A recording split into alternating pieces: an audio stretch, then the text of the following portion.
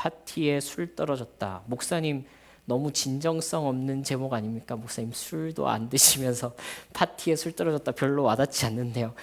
그럴 수 있습니다. 그렇죠. 근데 사실 이제 성경에서 이 파티라는 주제는요, 떼놓을 수 없는 주제입니다. 성경에서 처음부터 끝까지 계속해서 나타나는 주제가 이 파티라는 주제예요.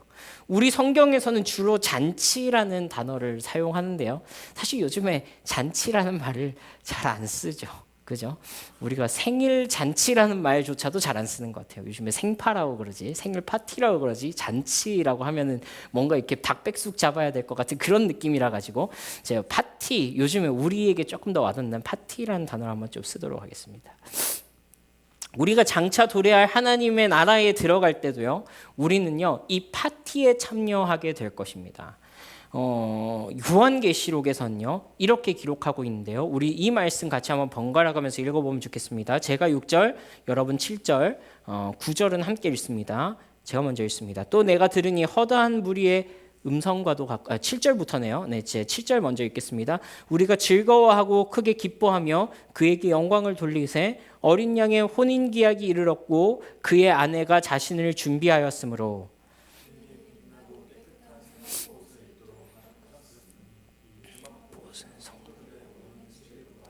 함께 읽습니다. 천사가 내게 말하기를 기록하라. 어린 양의 혼인잔치에 청함을 받은 자들은 복이 있도다 하고 또 내게 말하되 이것은 하나님의 참되신 말씀이라 하기로. 여러분, 이것이 우리가 장차 참여하게 될 파티입니다. 이 파티는요, 교회와 그리스도의 결혼 파티예요. 이것이 우리가 천국에 갔을 때, 우리가 하나님 나라에 들어갔을 때 우리가 맞이하게 될 이 파티라고 합니다. 우리는 이 영원한 파티, 끝나지 않는 파티를 즐기게 될 것입니다. 이 파티에 청함을 받은 자들은 복이 있다라고 합니다. 바로 성도들입니다. 성도들입니다. 여러분, 사실은요, 우리가 이 천국에서 참여하게 될 영원한 안식, 천국에서 우리가 안식하게 될 것이다라고 했을 때요, 이건요 그냥 쉬는 게 아니에요. 여러분들 하나님 나라에 들어가게 되시면 안식하실 것입니다. 아무것도 안 하고 이렇게 침대에 가만히 누워가지고 평생 동안 지속되는 그런 안식을 이야기하는 게 아니에요. 굉장히 적극적이고 능동적인 안식입니다. 그것은 영원히 지속되는 어린 양의 혼인잔치, 결혼 파티를 말하는 것입니다. 사실 여러분 중에는 복잡한 거 싫어하고 사람들 많은 거 싫어하고 막 이렇게 시끄러운 데 가는 거 별로 안 좋아하시는 분들 계시죠? 저도 그렇거든요.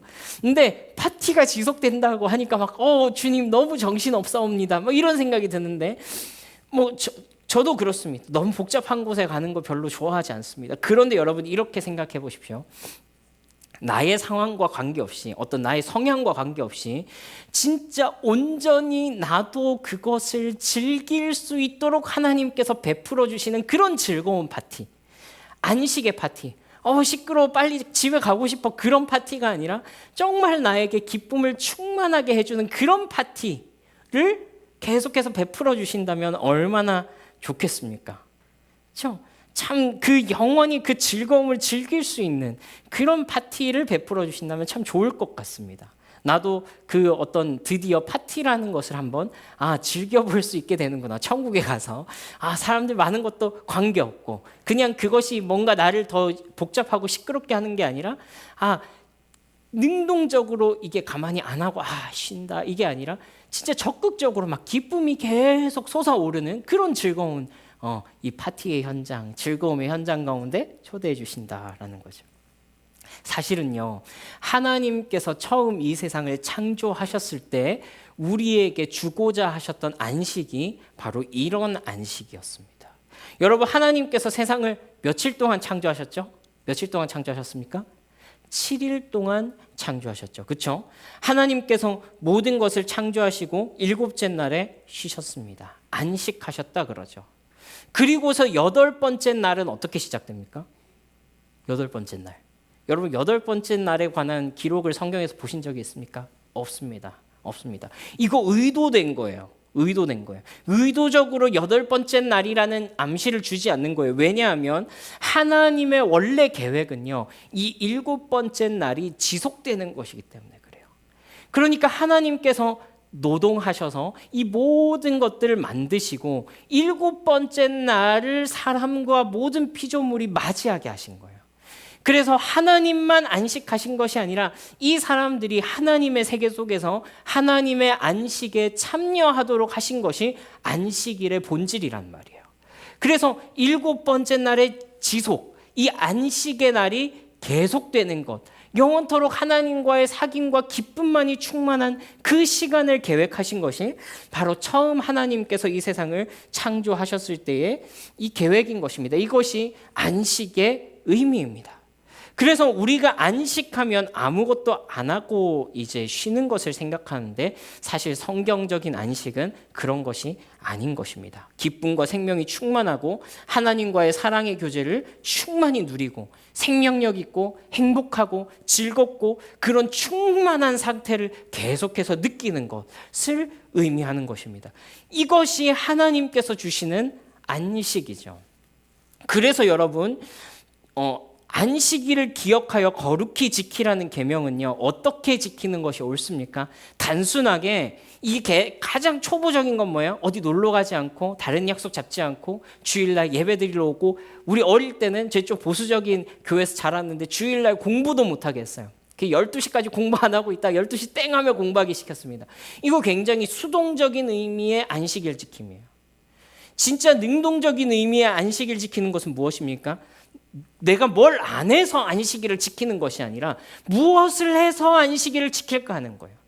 이 안식의 정신대로 하나님을 온전히 예배하고 그분께로부터 채움을 받고 내 속에 일주일 내도록 세상 가운데서는 나를 소진하고 쏟아내고만 살았는데 이날만큼은 하나님의 은혜와 사랑을 누리고 받아 먹을 수 있는 그런 날을 안식일로 주셨단 말이에요.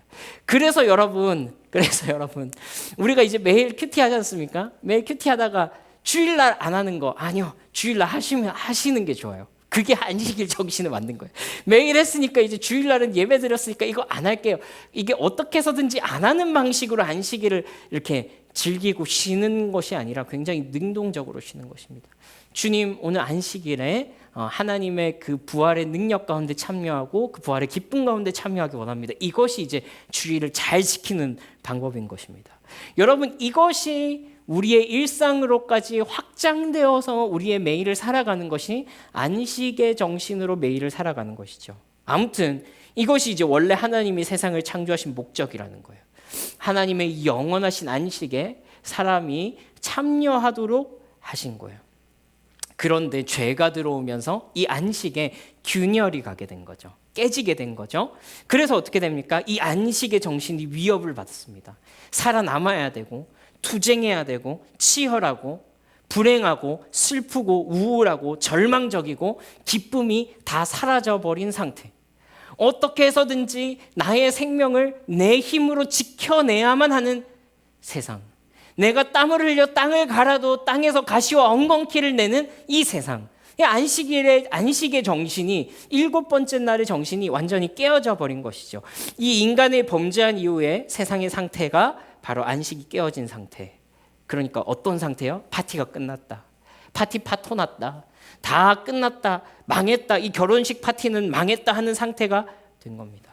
여러분 우리 지난 시간 한번 되짚어 볼까요? 우리가 지금 요한복음을 이제 묵상하고 있는데요. 이 요한복음을 읽어내는 중요한 포인트 중에 하나가 이 창조의 맥락 속에서 요한복음을 읽어내는 것이다라고 그랬습니다. 그죠? 이 창조주 예수님이라는 이 메타포 속에서 읽어내야 한다 그랬는데요.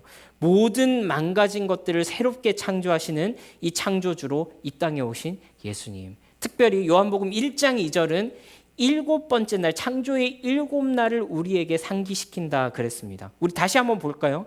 요한복음 1장 29절 말씀을 여러분들 함께 읽어보십시오. 시작.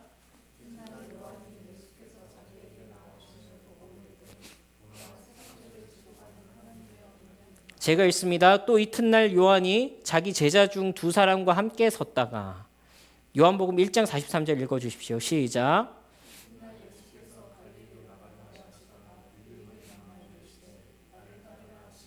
함께 2장 1절 읽습니다. 시작. 사흘째 되던 날 갈릴리 가나에 혼례가 있어 예수의 어머니도 거기 계시고. 그렇습니다. 그렇죠. 이튿날이니까 두 번째 날, 그리고 또 이튿날, 그리고 또 이튿날, 이 이튿날이 세 번 나오죠. 4일이 지났습니다. 그러고 2장에 들어가서 사흘째 되는 날 이렇게 시작합니다. 4 더하기 3은 7이라 그랬죠. 이것이 가리키는 게 뭐예요? 이 날을, 처음 이 요한복음을 읽었던 이 사람은, 들었던 사람은 어떤 생각을 바로 딱 했겠습니까? 아, 이거 뭔가 안식의 이야기구나, 7번째 날의 이야기구나 하는 것을 직감적으로 알아차렸을 것입니다. 여러분, 이게 기계적으로 7번째 날은 안식일이니까 안식일에 결혼식 파티했구나 이 말이 아니에요. 그렇죠? 유대인들은 안식일에 파티하지 않았을 것입니다. 그런 말이 아니라 7번째 날이 주는, 우리가 성경이라는 것을 전제로 하고 있다면 딱 알게 되는 그 메타포가 있잖아요. 7번째 날 무슨 일이 있었나. 바로 이 처음 요한복음을 읽었던 사람이 이 결혼 파티의 이야기를 보고서 7일 창조의 마지막 날을 떠올렸을 거다라는 말이에요. 여러분, 이것은요 안식일의 은유입니다. 정확히 말하자면 이 안식일의 안식일이라기보다도 이 영원한 안식, 하나님께서 처음 베푸셨던 천국 혼인잔치, 영원한 기쁨이 지속되는 이 파티를 떠올리게 한다라는 말이에요. 처음 하나님이 세상을 창조하시고서 영원히 지속될 이 하나님의 기쁨의 파티를 이 세상에 창조하고 의도하셨던 그것을 은유하는 것이다라고 할 수 있습니다. 여러분, 그런데 바로 그 파티에 즐거움과 기쁨의 상징이라고 할 수 있는 술이 떨어진 겁니다.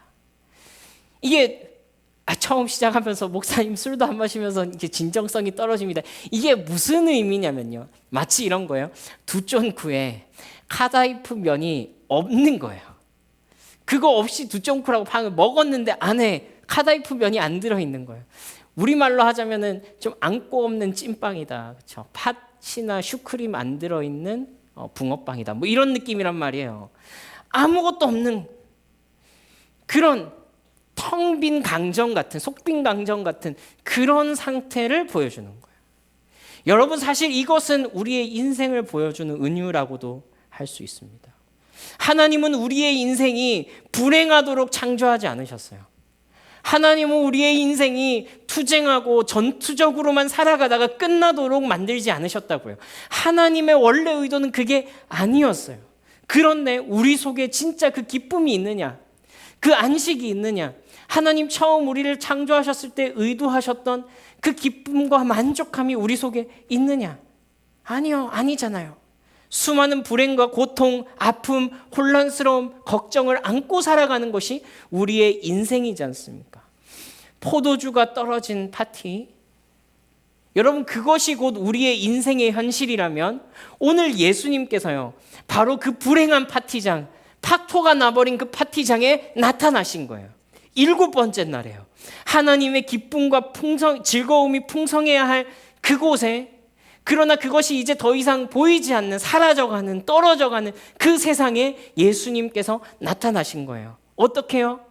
그 기쁨을 회복시켜 주시러 예수님께서 등장하신 것입니다. 여러분, 오늘 말씀을 통해서요 우리의 인생의 기쁨을 회복하시는 예수님, 즐거움과 회복을 회복시키시는 이 예수님을 만나시기를 주님의 이름으로 축복합니다. 아멘. 여러분, 그래서요 오늘 우리가 이 가나의 혼인잔치, 가나의 결혼식 파티라는 이 이야기에서 기억해야 할 3가지 키워드가 있습니다. 우리 첫 번째 키워드는요 표적이라는 키워드입니다. 따라해 볼까요? 표적. 여러분, 오늘 이 예수님께서 가나라는 동네에 결혼 파티에서 하신 일은 너무나도 간단 명료하고 명확하죠. 그렇죠? 바로 물을 포도주로 만드신 일입니다. 쉽게 말해서 기적을 일으키셨다라는 말이에요. 근데 여러분, 오늘 이 요한복음에만 독특하게 등장하는 단어가 있는데요. 그것은 세메이온이라는 단어입니다. 따라해 볼까요? 세메이온. 이 세메이온이라는 이 그리스어 단어는요 우리 성경에 표적이라고 번역되어 있는 단어입니다. 혹 여러분들 중에 이 세번역 성경을 읽으시는 분들은 표징이라고 번역된 단어입니다. 이 세메이온이라는 말에서 사인이라는 영어 단어가 나왔습니다. 표지판 혹은 표식, 어떤 지시사항 이런 것들을 가리키는 사인이라는 단어가 나왔다고요. 우리 11절 말씀만 같이 함께 한번 읽어보겠습니다. 11절 말씀 시작. 나타내심에 제자들이 그를 믿으니라. 여러분 그렇습니다. 왜 이것을 표적이라고 했을까요? 왜 이것이 표지판이라고 했을까요? 여러분 이것을 통해서 무엇을 보라는 것입니까? 예수님께서 누구시고 무슨 일을 하는 분인지를 보라는 말이죠. 여러분 이것이 그저 예수님이 일으키신 신기한 일, 놀라운 일, 그냥 대단한 일을 본 사람과 표적을 본 사람의 차이라고 할 수 있습니다. 여러분 이 결혼식 파티 현장에 수많은 사람들이 있었을 거예요. 그렇죠? 정말 수많은 수백 명의 사람들이 있었을 것입니다.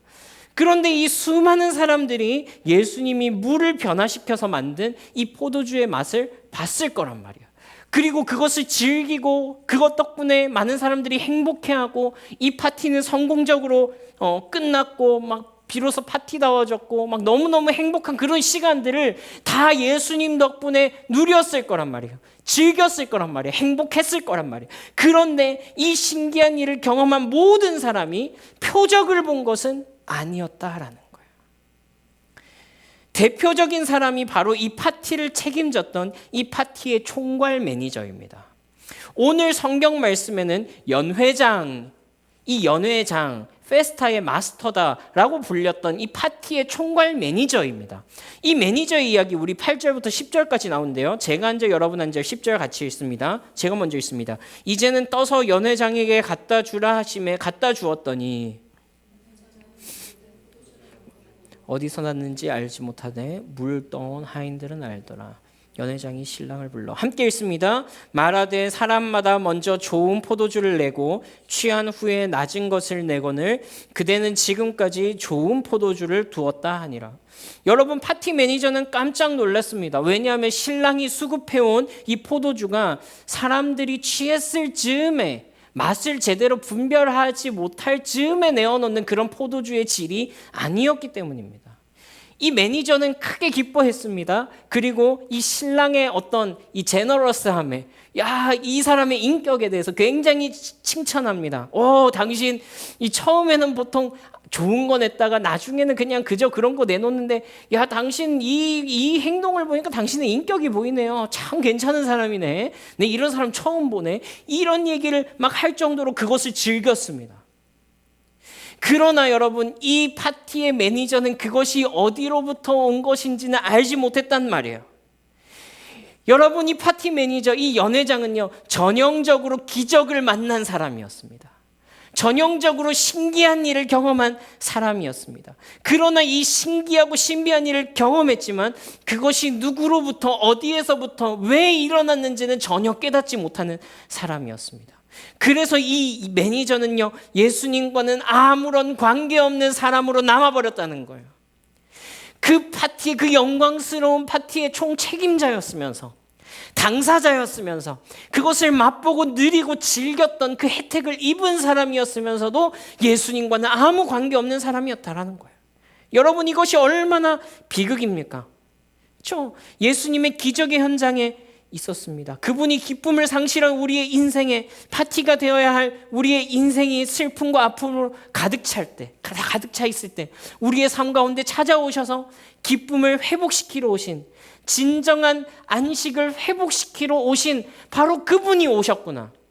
그분이 이제 이 첫 번째 표적을 일으키셔서 이제 너희의 그 빈 깡통 같은 인생에 내가 기쁨을 채워놓겠다라고 선언하시는 그 순간에 있었으면서도 그저 신기한 일을 겪었을 뿐 이 신기한 일이 가리키는 표적은 보지 못했던 것입니다. 여러분 흑백요리사 보셨습니까? 되게 재밌죠, 그렇죠? 흑백요리사를 보고서 나도 파인다이닝이라는 걸 한번 먹어보자. 그래가지고 모수에 내가 한번 가겠다. 안성재 셰프의 모수에 가겠다. 모수에 딱 갔어요. 간판 보고 앞에서 인증샷 찍습니다. 간판을 보고 모수, 이게 그냥 미슐랭 투스타예요, 그렇죠? 뭐 투스타 레스토랑이구나 막 이렇게 하면서 사진을 다 찍었어요. 그러고서 그냥 돌아온 거예요. 그러고서 친구들한테 자랑하는 거예요. 야, 나 모수 표지판 봤잖아.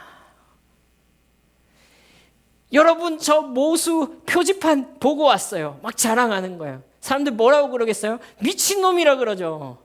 바보냐 그러죠. 안 먹어봤어? 물어보는 거예요. 여러분, 이게 기적만 보고 표적을 보지 못한 거예요. 간판 앞에 가서 사진만 찍고 들어온 거예요. 거기까지 갔으면은 들어가서 코스를 먹고 즐기고 행복해하고 누리고 그렇게 와야 될 건데, 사람들이 예수님이 일으키신 기적 보고 사진 찍고 간판 앞에서 사진 찍고 돌아왔다고요. 칭찬하는 거예요. 간판이 엄청 쌈박하대요. 디자인 너무 멋지대요. 그러고 돌아왔단 말이에요. 여러분, 예수님이 일으키신 기적을 그저 신기한 일로, 그저 기적 일으키셨구나만 보고 돌아오는 사람도 이와 같다는 거예요. 표적, 사인, 세메이온, 사인을 봤으면 그 표지판을 보고 들어가서 그것을 누리고 왔어야죠. 감탄하고 즐기고 와야죠. 간판만 보고 감탄하고 있으면 그건 아무것도 아니란 말입니다. 여러분, 그러나 오늘 말씀해 보니까요, 연회장은 알지 못했던 이 포도주의 비밀을 아는 자들이 있었습니다. 여러분, 이것이 두 번째 키워드인데요, 우리 함께 따라해 봅시다. 섬김이들. 목사님 갑자기 파티 얘기하다가 섬김이 하니까 되게 귀엽네요. 섬김이들. 여러분, 바로 이 파티의 섬김이들이 이 비밀을 알고 있었습니다. 오늘 성경에는 하인들이라고 되어 있는데요, 우리 9절 말씀만 같이 함께 읽어보겠습니다. 9절 말씀 시작. 죄송합니다. 9절이 나와야 되는데 제가 요걸 보도록 하겠습니다. 9절 말씀만 시작. 연회장은 물로 된 포도주를 맛보고도 어디서 났는지 알지 못하되 물 떠온 하인들은 알더라. 여러분, 여기서 하인들이라고 번역된 이 단어는요, 그리스어로 디아코노이라는 단어인데요, 이 디아코노이라는 단어는 디아코노스라는 말의 복수형입니다. 이 디아코노스라는 이 단어는요, 예루살렘의 7집사, 예루살렘 교회의 7집사라고 할 때 그 집사에 사용된 단어가 디아코노이, 디아코노스입니다. 여러분, 성경에서 하나님의 신실한 사역자들이라고 할 때 이 동일하게 디아코노스라는 말을 썼습니다. 이 디아코노스라는 말에서 영어 디컨이라는 단어가 왔습니다. 이 디컨이 바로 교회의 집사라고 일컬어지는 직분자들을 가리키는 겁니다. 여러분, 한마디로 이 단어는요, 노예의 의미보다는 어떤 적극적인 역할을 가지고 어떤 일을 섬기는 사람들을 가리키는 거예요. 어떤 특별한 일을 위해서 고용된 사람들을 이 디아코노스라고 합니다. 여러분, 오늘 이 섬김이들이라고 제가 한번 표현해 보겠습니다. 디아코노스들. 이 디아코노스들은요, 이 파티를 위해서 고용된 사람들이었습니다. 파티 총괄 매니저의 지시를 받는 사람들입니다. 그런데 어쩐 일인지 오늘 이 사람들이요, 예수님의 지시를 받고 그대로 순종하였습니다. 여러분, 우리 5절부터 8절을 함께 읽어보겠습니다. 5절 제가 한 절, 6절 여러분들 시작. 그의 어머니가 하인들에게 이르되 너희에게 무슨 말씀을 하시든지 그대로 하라 하니라. 거기에 유대인들 정결 예식을 따라 두세 통 드는 돌 항아리 6이 놓였는지라. 예수께서 그들에게 이르시되 항아리에 물을 채우라 하신즉 아귀까지 채우니. 함께 읽습니다. 이제는 떠서 연회장에게 갖다 주라 하심에 갖다 주었더니. 파티장에 포도주가 떨어진 것을 알아차린 예수님의 어머니 마리아가 이 디아코노스들을 불러가지고 예수님의 말씀에 순종할 것을 요청합니다. 사실 어쩌면 이거는 선을 넘는 행위일지도 몰라요. 그렇죠? 이 파티에 참석했다는 것으로 미뤄봐서 예수님과 또 이 마리아가 이 혼주에 좀 가까운 친척 정도가 될 수도 있을 것이라는 상상은 해볼 수 있습니다만 정확하지 않습니다. 근데 만약에 그렇다 할지라도 남의 결혼식에 가가지고 일하도록 고용된 사람들한테 이래라 저래라 하는 것은 조금 선 넘잖아요. 그러나 확실한 것은요, 이 마리아가 이 성경에서 많은 말을 하진 않습니다만 아주 중요한 말을 했습니다. 무엇이냐면 예수님께서 무슨 말을 하시든지 그대로 하라라는 것입니다. 여러분, 예수님은 이 손을 씻기 위해 둔 돌 항아리 6개를 다 물로 채우라고 합니다. 여러분, 이 디아코노스들은요, 노예가 아니기 때문에요, 왜요라고 반문할 수 있는 자격이 있는 사람들입니다. 그러니까 쉽게 말해서 까라면 까는 대로 할 필요가 없는 사람들이라고요. 고용된 고용주의 명령만 들으면 되는 사람이에요. 합리적으로 그 명령에 대해서 거절해도 거절할 자격이 있는 사람들이었다는 말이에요. 그런데 무슨 이유인지 알 수 없습니다만 이 예수님의 말씀에 그대로 순종한 이 사람들이 바로 오늘 이 사건의 중심에 서게 되었습니다. 다시 9절입니다. 우리 9절 말씀 함께 읽습니다. 시작. 연회장은 물로 된 포도주를 맛보고도 어디서 났는지 알지 못하되 물 떠온 하인들은 알더라. 여러분, 연회장은요, 파티 매니저는요, 물로 된 포도주, 물이 변하여 포도주가 된 이것을 맛보고도 어디서 왔는지 알지 못했지만 그냥 감탄만 했지만 그냥 신기해만 했지만 그러나 디아코노스들은 누구로부터 이 일이 시작됐는지 누구로부터 이 일이 일어났는지 분명히 알고 있었습니다. 여러분, 때로는요, 예수님께서 이해되지 않고 설명되지 않지만 우리의 삶에 순종을 요구하실 때가 있습니다. 우리에게 왜요라고 물을 자격이 없는 것이 아닙니다. 왜요라고 물어보는 것이 합리적이지 않아서 그런 것이 아닙니다. 그러나 왠지 모르게 토달지 않고 순종하게 하실 때가 있어요. 왜 그렇습니까? 우리에게 보여주시는 것입니다. 누군가에게는 그저 신기한 일로 끝나버릴 것인데 내가 고작 어디에 고용되어서 파티의 매니저도 아니고 그냥 아무것도 아닌 소위 성경에는 하인이라고 번역될 정도로 그렇게 높은 직급의 사람이 아닌 것으로 불러주셨는데도 불구하고 바로 그런 나에게 뭔가를 보여주고 싶어 하실 때가 있더란 말이에요. 여러분, 누군가에게는 신기한 일로 그냥 끝나버릴 일인데 순종한 사람에게는 이것이 표적을 보게 되는 사건이 되는 것입니다. 여러분, 우리가 이런 사람 되기를 바랍니다. 하나님께서 우리에게 어떤 삶의 헌신을 요구하실 때가 있습니다. 우리를 앞뒤 재지 않고 던져야 할 때가 있습니다. 이해가 되지 않을 수 있습니다. 계산적으로 생각하면요, 상식적이지 않습니다. 이해타산이 맞지 않습니다. 그런데 그때만, 그렇게만, 그 순종이라는 방법을 통해서만 무언가를 배우게 되는 일이 있더라는 거예요. 여러분, 이건 말씀에 순종해보는 사람만 압니다. 예수님에게 지시를 들은 적도 없고 지시를 들었으나 순종한 적이 없는 사람에게는 딱 그만큼입니다. 아무 일도 일어나지 않습니다. 아무 일도 일어나지 않습니다. 일어났지만 나와는 상관없는 일입니다. 구경꾼입니다. 여러분, 오늘 연회장, 이 파티 매니저는 신기한 일이 일어났지만 예수님의 말씀에 순종한 이 디아코노스들에게는 예수님이 하신 일을 보게 되는 놀라운 사건이 된 것입니다. 예수님께서 우리를 이 표적 가운데 초대하실 때 성령께서 우리로 하여금 기쁘게 이 하나님의 말씀에 순종하게 하시는 은혜가 여러분들 가운데 있으시기를 간절히 바랍니다. 여러분, 그래서 이제 세 번째 키워드는요, 바로 제자들입니다. 따라해 볼까요? 제자들. 여러분, 이 제자들은요, 이 사건들 속에서 모든 것을 지켜보도록 허락받은 사람들입니다. 여러분, 디아코노스들이 순종하는 것, 순종했더니 물이 포도주로 변한 것, 자칫 우스워져 버릴 뻔한 이 파티가 즐거움으로 가득 차게 되는 것, 행복하고 기쁨의 시간이 만들어지는 것, 이것을요, 처음부터 끝까지 다 지켜보도록 허락된 사람들입니다. 여러분, 이 제자들은요, 이것을 지켜보면서 본 것이 있습니다. 바로 예수님의 영광입니다. 우리 11절 말씀 함께 한번 읽어보겠습니다. 시작. 그의 영광을 나타내심에.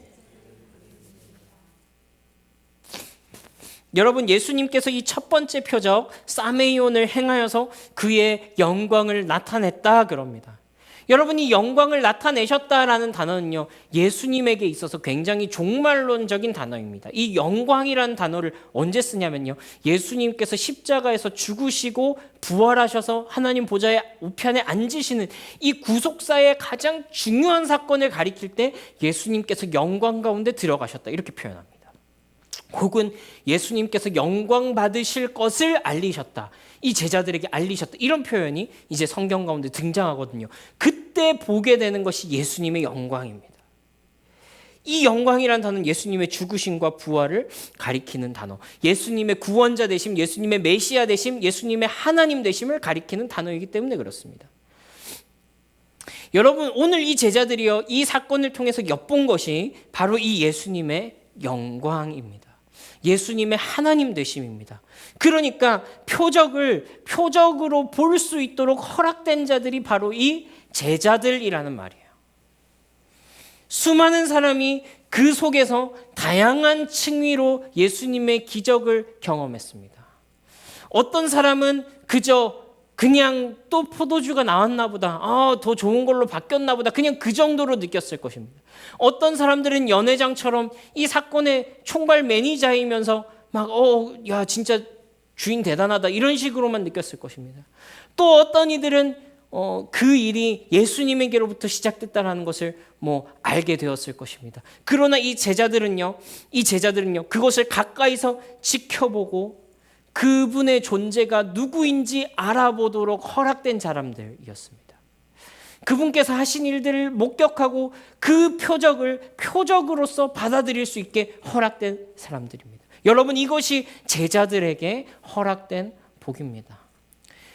여러분, 이것이 예수님께서 자신의 제자들을 훈련시키시는 방법이기도 합니다. 여러분, 그래서요, 여러분들께 권면드리고 싶은 것은 어떻게 해서든지 예수님 곁에 있으라는 것입니다. 예수님의 말씀에 귀 기울이시라는 것입니다. 여러분들의 주변에서 어떤 일들이 일어나고 있는지 살펴보라는 것입니다. 하나님 안에서, 예수 그리스도 안에서 여러분들의 인생 주변에서 일어나는 일들을 그냥 지나치지 마시고 이 가운데 나에게 보여주시는 세메이온이 있지는 않나, 사인이 있지는 않나, 표적이 있지는 않나 주목하시라는 겁니다. 여러분, 어쩌면 여러분들에게 이미 이런 일들이 많이 일어나고 있을지도 몰라요. 여러분들의 인생 가운데 마치 하나님께서, 예수님께서 표적처럼 이미 여러분들 삶 속에 일으키신 일들이 있을지도 몰라요. 그런데 어떤 이들은 그저 파티 매니저와 같이 그냥 좋은 일이 있었구나, 그저 행운이었구나, 그저 그냥 신기한 일이 일어났구나라고 여기고 끝나는 사람이 있는가 하면, 어떤 이들은 순종함으로 이 사건이 누구로부터 일어난 일인지 목격하게 되는 그런 행운을 정말로 차지하게 되는 사람도 있을 것이고요.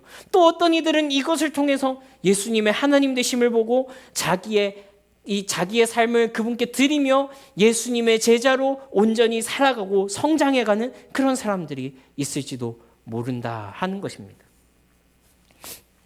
표적, 섬김이들, 제자들, 이것이 오늘의 세 가지 키워드입니다. 여러분, 조금 부끄럽지만 제 얘기를 나누고 싶은데요, 제가 설교 시간에 제 이야기를 그렇게 자주 하지는 않습니다만 오늘 이 말씀을 준비하면서 이 이야기를 여러분과 꼭 좀 나눴으면 좋겠다라는 그런 생각이 들었습니다. 여러분, 제가 작년 9월 달에 교회를 위해서 좀 제 에너지와 좀 마음을 쏟고 싶어서 일들을 대부분 정리를 했어요. 그죠? 살 길이 막막해야 되는데 굉장히 잘 나가던 일을 정리했기 때문에 막막해야 되는데 하나님께서 기쁘게 그렇게 나머지 일들을 하나님께 맡기는 그런 은혜를 주셨습니다. 지금 5개월이 지났는데요, 하나님께서 은혜 가운데 너무나도 잘 살아가게 하고 계십니다. 하나님의 은혜입니다. 근데 여러분과 나눌 이야기는요, 이 사이 기간에 일어났던 일입니다. 여러분, 우리 지난 성탄절에 우리가 1박 2일로 즐거운 시간 보내기 위해서 이렇게 여행을 갔다 왔죠. 같이 트레이더스 가서 우리 홍전님이랑 현정님이랑 이렇게 장을 보는데 아내랑 저랑 둘이 있을 때 사실 제가 불평을 좀 했어요. 뭐라고 불평했냐면, 교회도 우리가 넉넉하지도 않고, 나도 지금 이제 돈이 없는데 이렇게 돈을 많이 써도 되냐? 이런 식으로 이제 되게 불평을 했단 말이에요. 그러면서 이제 마치 아내한테 굉장히 생각 없이 돈 쓰는 사람인 것처럼 그렇게 제가 아내한테 말을 했어요. 이제 이 자리를 빌어서 이제 다시 한번 사과를 전합니다. 이 아내는 성도들이랑 조금 더 좋은 시간을 보냈으면 좋겠어서 그렇게 한 것인데 제가 그 순간에 그렇게 불평을 팍 내뱉은 거죠. 이제 장을 다 보고서요. 다 같이 이제 차를 타고 출발하려는데 모르는 번호로 전화가 왔잖아요. 그렇죠? 우리 다 같이 경험한 일이에요. 그런데 한 번도 들어보지도 못한 교회, 한 번도 이름을 들어본 적이 없는 목사님의 교회에서 1년 동안 개척교회를 섬기기 위해서 모은 돈이 있다고 하면서 우리 교회에 100만 원을 헌금하겠다는 거예요. 그 이야기를 딱 듣는 순간 아내랑 눈을 마주치면서 제가 엄청 쪽팔렸죠. 와, 안 목사 진짜 짜친다, 짜쳐. 하나님께서 채워주실 것이라는 것을 내가 믿지 못하고 그 자리에서 불평의 말, 불신앙의 말을 쏟아놨던 거예요. 그때 이제 그 홍자님이랑 현정님이랑 다 차에 타고 있었기 때문에 그곳을 같이 경험했죠. 이 두 분은 와, 감사한 일이다 이러셨겠지만 제 속에는 하나님과의 다른 스토리가 있었던 거예요. 이 두 분은 알지 못했던 저의 부끄러운 그 모습이 있었던 거예요. 그러고서 진짜 한 10분 있다가 전화가 와버린 거예요. 하나님 정말 오묘하시죠. 여러분, 이런 일이 일어났어요. 기적이죠. 놀라운 일이죠. 어떤 이들에게는 그냥 행운처럼 느껴질 수 있겠지만 저에게는 표적이었습니다. 하나님께서 채우실 거야. 그렇게 불신앙의 말 쏟아놓지 마 하는 표적이었던 거예요. 여러분, 지금으로부터 한 2주 전쯤, 한 3주 전쯤에는 이런 일이 있었습니다. 우연히 다른 개척교회 목사님 중에서 오랫동안 상황과 여건이 되지 않아서 한 번도 몇 년 동안 쉬지를 못했다, 한 번도 휴가를 가본 적이 없다라고 하는 그런 어떤 가정을 알게 됐습니다. 아내랑 제가 좀 헌신하는 마음으로 그 가정을 위해서 100만 원을 헌금하기로 했습니다. 지금 제정신이 아니죠, 그렇죠? 저희 가정은 지금 어디에다가 그런 돈을 헌금할 상황이 아니에요. 근데 하나님께서 그런 마음을 주셔서 크게 고민하지 않고 그렇게 드렸어요. 그러고 잊고 있었습니다. 그런데요, 여러분, 이게 지난번에 짜치게 행동할 때보다는 조금 나았어요. 근데 뭐 그렇게 막 대단한 마음으로 그렇게 한 게 아니에요. 근데 바로 그 다음 주에 어떤 연락이 왔냐면 미국의 미국의 어떤 집사님께서 저희 가정을 위해서 1,000불을 헌금하시겠다는 거예요. 그리고 또 어떤 집사님을 통해서 우리 가정에 60만 원을 헌금하시겠다는 거예요. 두 가정을 통해서 저희 가정에 공급해 주셨어요. 환율이 조금 높아가지고 정확하게 200만 원이 입금이 됐습니다. 여러분, 하나님께서, 저는 하나님께 드리면 하나님이 갚아주신다는 얘기를 하는 게 아니에요. 물론 맞죠. 맞습니다만 그것보다 더 큰 이야기를 하고 있는 거예요. 여러분, 제가 자랑할 것이 하나도 없게 됐습니다. 그렇죠? 우리가 드린 것보다 하나님이 갑절로 채워주셨는데 거기다가 대고 무슨 내 공로를 자랑할 게 남아있겠어요? 아무것도 남지 않았어요. 여러분, 이것이 하나님의 디아코노스들이 경험하는 일이에요. 여러분, 이것이 예수님께서 제자들에게 보여주시는 일이에요. 누군가에게는 행운으로 끝나고 누군가에게는 신기한 일로 끝날 수 있는 일이지만 여러분, 그 말씀에 순종한 사람은요, 이 일이 어디로부터 시작됐는지를 보게 된다는 거예요. 여러분, 저희 가정에게 순종함으로 물질을 흘려보내셨던 그분들의 이 순종함으로 하나님께서 그들의 삶을 또 다른 채우심으로 채워주실 줄을 저는 믿고 그들을 축복하게 됩니다. 정말로 그렇게 하실 것입니다. 여러분, 저희 역시도 마찬가지입니다. 이것이 하나님께로부터 일어난 일이라는 것을 어떻게 부정할 수 있겠습니까? 그분이 온 세상의 주인이시고 그분이 만물의 주관자가 되시고 그가 하나님을 섬기는 자들을 채워주신다라는 것을 고백할 수밖에 없는 거예요. 여러분, 그렇게 되니까 이제 더 이상 이것은 기적이 아니고 표적이 되는 거예요. 그분이 어떤 분이신지, 그분이 어떤 하나님이신지, 그분의 성품과 그분의 구원하심을 보게 되는 표적이 되었다라는 거예요.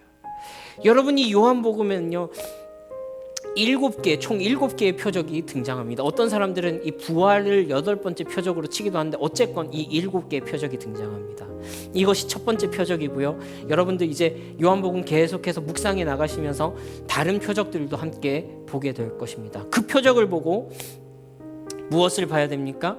예수님이 어떤 분인가 하는 것을 여러분들이 주의 깊게 살펴보셔야 된다는 거예요. 근데 여러분 이 요한복음의 7개의 표적만 표적이 아니에요. 여러분 말씀에는 이렇게 되어 있습니다. 요한복음 20장 30절 말씀인데요. 우리 한 목소리로 읽어보겠습니다. 시작.